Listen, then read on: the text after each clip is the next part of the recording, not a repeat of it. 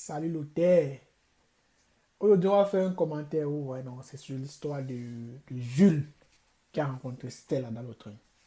Je vais passer par ma petite histoire pour souligner certains points dans cette histoire. À l'époque, quand je faisais le bac, il y avait une fille là dans mon quad. Elle était belle. Elle était belle, mon Dieu. Donc, pied arqué, avec les petits yeux, un genre. Donc, elle semblait, c'est pas une asiatique, mais elle était noire. C'est pas, je ne sais pas comment décrire la fille là, mais elle était belle, elle était vraiment belle. C'était une fille bassa. Mais, c'est que quand, chaque temps qu'elle passait devant la fille, là, mon cœur faisait point, point, point, point. Donc, quand je voyais la fille, alors, mon cœur faisait chou, chou, chou. C'est que mon cœur, donc la fille là, elle avait vraiment, vraiment une fille très belle, très belle. Mais j'étais fauché à l'époque, mon frère. J'étais fauché. Je te dis que j'étais fauché au point où je vendais des avocats. Hein. Et la fille là m'avait vu une ou deux fois avec le plateau d'avocat sur ma tête. Donc, ça dit, j'étais en position de faiblesse totale. Je ne pouvais pas, je ne pouvais rien faire. Donc, je suis resté cool, je me suis calmé. Hein. Le temps est passé. Les grâces du bac sont venus. J'avais win. Et mes doncals, bref quoi, le pharaon venait un peu de partout, doncal, cousin, tante, mater, pater. Bon, j'étais lourd, tu vois, j'étais vraiment, vraiment lourd.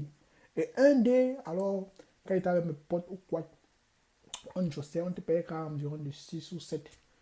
C'était vers les 17h comme ça, 17h, 18h. On tapait les commentaires, bref quoi, du quad. L'engrais est passé par hasard. Et un de mes potes l'a interpellé. Elle est dans le groupe. Bon, je sais. Moi, je dis que bon, gars, comme moi, j'ai passé le bac, il faut qu'on arrose. J'ai baillé en jonc à tout le monde. Le dé là. On commence en jonc. Parmi tous mes potes là, c'était que moi seul qui go à l'université. Et mes potes là, à l'époque, ils faisaient troisième. Donc, ils avaient repris la troisième peut-être que 4 fois comme ça. Donc, les gars faisaient seconde, première, maxi. Donc, bref, quoi. Bref, quoi, c'était moi le cerveau du groupe, quoi. C'est quoi qu'on m'appelait. Hein? On m'appelait Einstein. Hein? Celui qui évolue et les autres. Bref, quoi. C'était un peu ça, quoi. Et la fille. Bref, quoi, le dé, là, quoi. J'ai gagné les points. J'ai gagné les points. Quelle fille qui fait troisième ne m'avait pas dit à une de ses copines que j'ai mon gars qui est à l'université. Ce qui a fait en sorte que les jours qui suivaient, j'ai placé le mot à la fille. J'ai dragué la fille, oh, bien sûr. La fille a accepté. Et j'ai fouetté ça. J'ai fouetté ça tranquillement et posément. Hein. C'est comme ça. Donc, pour revenir à l'histoire de Jules, mon frère. Donc, moi, je savais que Stella a été barrée. Dis pourquoi? Parce que tu étais en position de faiblesse. Les filles, vraiment, elles aiment les gars imposants. Vraiment, c'est comme ça. On ne peut pas changer. Hein? La drague, vraiment, c'est un art, mon frère. Ce n'est pas la loterie.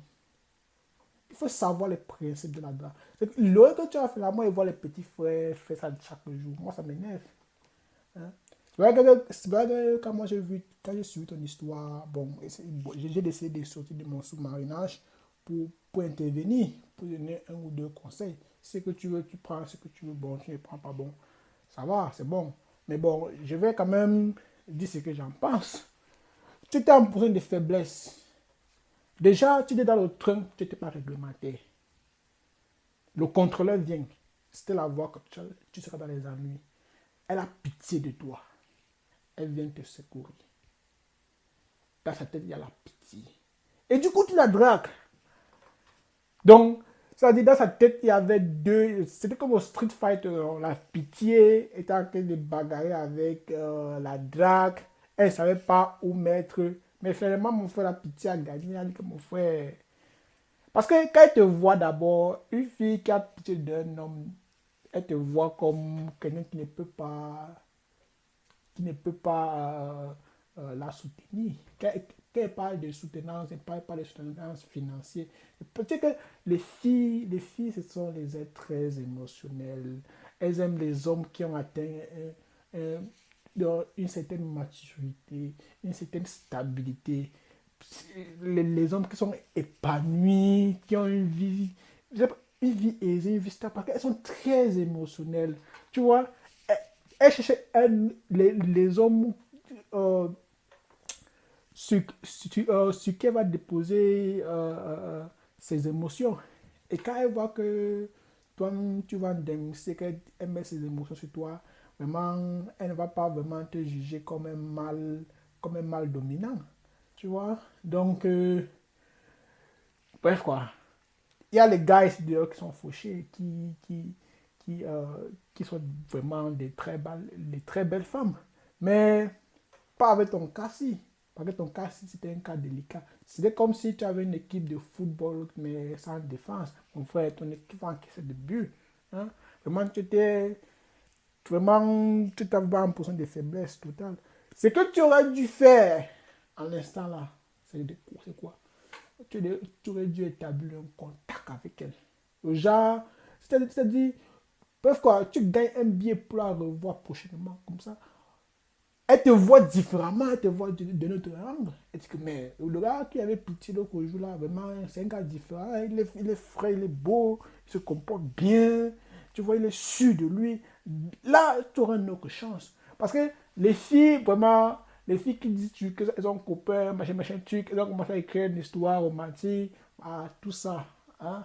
Le romantisme ou bien là, ça n'existe pas. Moi, je ne crois pas à ça. Parce que les filles, chaque jour, elles cherchent ceux qui sont plus que le mari. Même si elle ne cherche pas, le jour que ça va tomber, elle va réfléchir, elle va dire que mon frère, le gars, si, il peut m'amener loin, mais mon mari là. Donc, c'est comme ça. C'est comme ça avec la femme. Si que la femme te dit qu'elle commence à écrire un roman, moi, mon frère, c'est que tu n'as pas su la dominer. Hein? Parce que tu n'as pas su la dominer. Donc, gars, c'est pas grave, mais les conseils que je te donne là, prochainement, il faut bien utiliser ça pour attaquer mieux. Bon, bonne chance pour la suite.